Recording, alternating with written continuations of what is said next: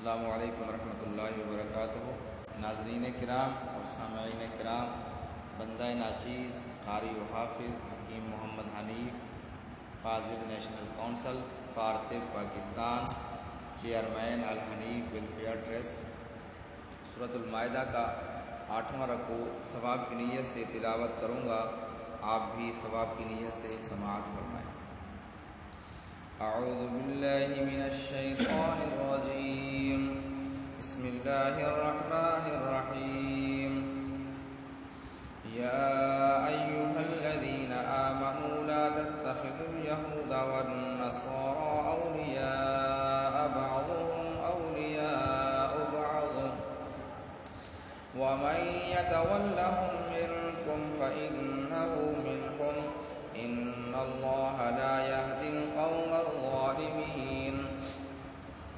فترى الذين في قلوبهم مرض يسارعون فيهم يقولون نخشى أن تصيبنا دائرة فعسى الله أن يأتي بالفتح أو أمر من عنده فيصبحوا على ما أسروا في أنفسهم نادمين۔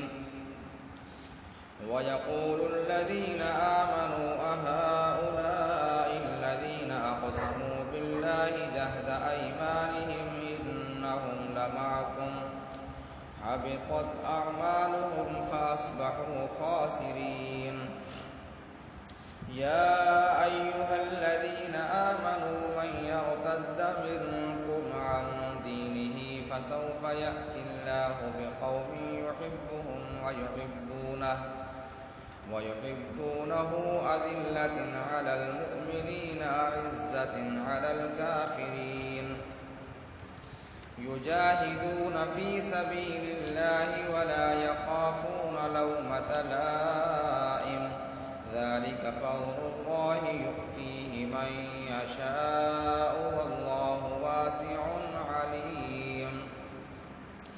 إنما وليكم الله ورسوله والذين آمنوا الذين يقيمون الصلاة ويؤتون الزكاة وهم راكعون، ومن يتول الله ورسوله والذين آمنوا فإن حزب الله هم الغالبون۔